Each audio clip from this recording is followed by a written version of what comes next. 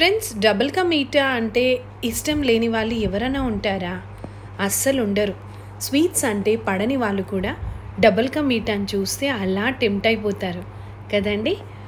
దీని తయారీ విధానము అండ్ కావాల్సిన ఇంగ్రీడియంట్స్ చాలా సింపుల్ అండి. మిల్క్ అండ్ బ్రెడ్ రెండు ఉంటే సరిపోతుంది. అండ్ డ్రై ఫ్రూట్స్ మాత్రం ఏవి అవైలబుల్ ఉంటే వాటితో చేసేసుకోవచ్చు. ఇంట్లోనే రెస్టారెంట్ స్టైల్లో చాలా బాగా చేసుకోవచ్చు. చిన్న చిన్న ఫంక్షన్స్లో, మ్యారేజ్ ఫంక్షన్స్లో అన్నిట్లో మాత్రం తప్పకుండా పెట్టే స్వీట్ డబుల్ కా మీఠా కదండి. ఇంకెందుకు ఆలస్యం, దీని తయారీ విధానం చూసేద్దాము. దీనికి కావాల్సినవి bread. So brown bread and milk bread రెండు ఉంటాయి కదండి. కాకపోతే మనం బ్రౌన్ బ్రెడ్ తీసుకోవద్దు అండ్ దాంట్లో అంత టేస్ట్ రాదు. మిల్క్ బ్రెడ్ మాత్రమే తీసుకోవాలి డబుల్ కా మీఠా స్వీట్ కోసం.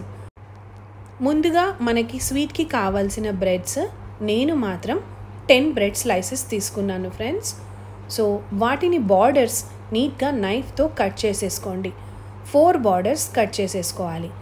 కట్ చేసుకున్న తర్వాత మిడిల్లో ఓన్లీ వైట్ పోర్షన్ మాత్రమే ఉండేలాగా జాగ్రత్తగా నైఫ్ సహాయంతో కట్ చేసుకోండి.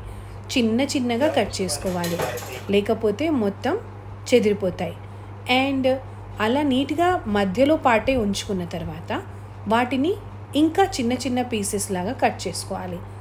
చాలా జాగ్రత్తగా చేయాలండి, బికాజ్ అవి చాలా డెలికేట్గా ఉంటాయి. బ్రెడ్ అండ్ టెండర్గా ఉంటుంది. సో ఎక్కువ ప్రెస్ చేస్తే అదంతా స్పాంజీనెస్ అంతా పోతుంది. ఇలా చిన్న చిన్న ముక్కలుగా చేసుకున్న వైట్ బ్రెడ్ని మనము ఒక ½ an hour వరకు ఫ్యాన్ కింద కానివ్వండి, ఎండలో కానివ్వండి 10 minutes అలా ఎండలో ఉంచేయాలి. ఎందుకంటే అవి పూర్తిగా లైట్ సెమీ డ్రై అయిపోవాలి. లేదు అంటే ఆ క్రిస్ప్ రాదు అండ్ మెత్తని బ్రెడ్తో డబుల్ కా మీఠా అస్సలు బాగోదు. సో వీటిని నేను 30 minutes అలా ఫ్యాన్ కింద ఉంచేశాను అండ్ అవి చక్కగా ఆరిపోయాయి. ఇప్పుడు నేను కొంచెం నెయ్యి తీసుకున్నానండి. ఇప్పుడే కాచాను. ఆ కాచిన నెయ్యిని ఒక ప్యాన్లో వేసుకుని ముందుగా కాజు ఎన్ని కావాలంటే అన్ని కాజు పీసెస్ని అందులో దోరగా ఫ్రై చేసుకోవాలి. ఏ డ్రై ఫ్రూట్స్ అవైలబుల్ ఉంటే ఆ డ్రై ఫ్రూట్స్తోని మీరు స్వీట్ చేసుకోవచ్చు.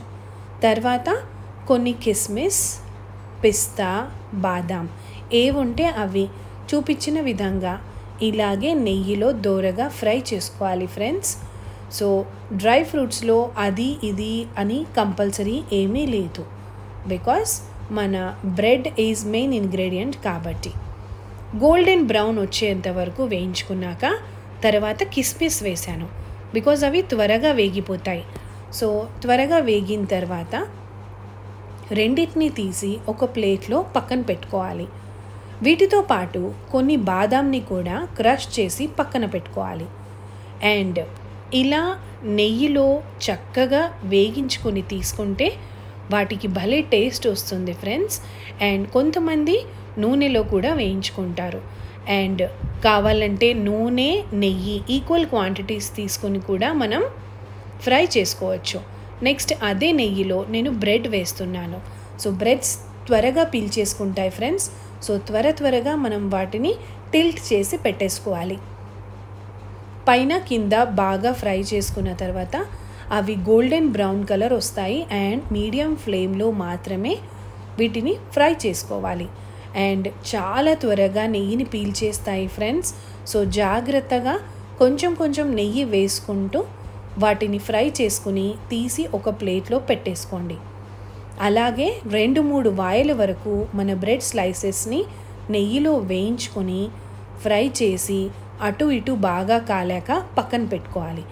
ఇప్పుడు ఆ ప్యాన్ని కొద్దిగా క్లీన్ చేసుకొని ఫుల్ క్రీమ్ మిల్క్ని అందులో బాగా బాయిల్ చేసుకోవాలి. ఇందాక చెప్పినట్టు బాదాం క్రష్ని అందులో వేసుకుని బాగా మరిగించాలి. అప్పుడప్పుడు మనకి మీగడ కడుతూ ఉంటుంది, దాన్ని అలా కలుపుకుంటూ బాగా బాయిల్ చేసుకోవాలి.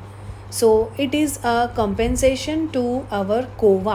సో కోవా లాంటి టేస్ట్ కూడా వస్తుంది ఫ్రెండ్స్. సో పాలు బాగా మరిగి ఒక పొంగు 2 పొంగులు వచ్చిన తర్వాత చాలా చిక్కగా టెక్స్చర్ వస్తుంది. కలుపుకుంటూ మీగడను పక్కన పెట్టుకుంటూ మనము ఆ పాలని తీసి ఒక గిన్నెలో పెట్టుకోవాలి. ఫ్రెండ్స్, పాలు ఎన్ని ఉన్నా సరిపోతాయండి. ఫార్మాలిటీకి కూడా కొన్ని పాలు ఉన్నా సరిపోతాయి, మీకు పాలకి ఏమీ కొలత లేదు.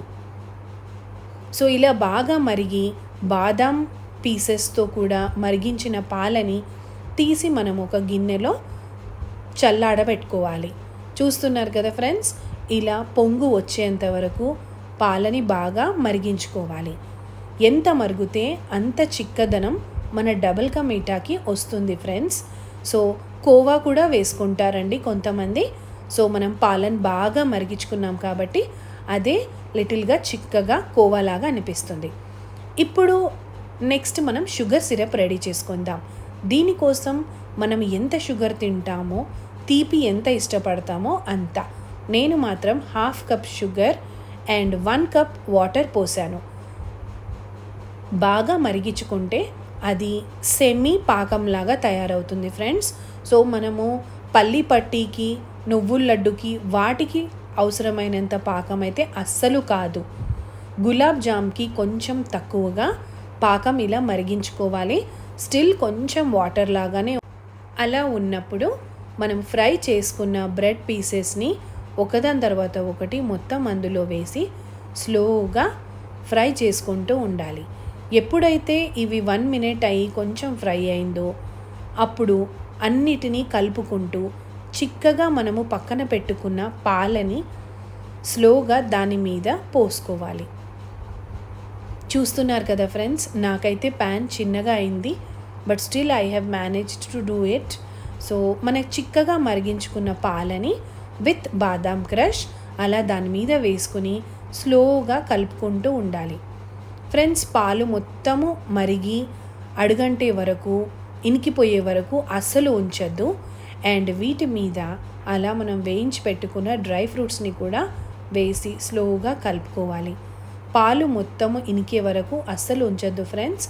అండ్ లైట్గా కొంచెం పాలు ఉండి అవి నురగలు వస్తున్నప్పుడు మాత్రం మనము స్టవ్ కట్టేయాలి.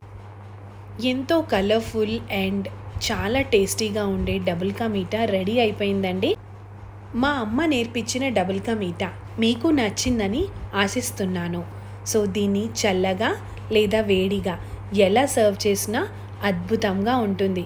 ఇంకెందుకండి ఆలస్యం, త్వరగా మీరు కూడా ఎంతో ఈజీగా చాలా టేస్టీగా ఉండే రెస్టారెంట్ స్టైల్ లుక్ వచ్చే డబుల్ కా మీఠా చేసేస్తారు కదా.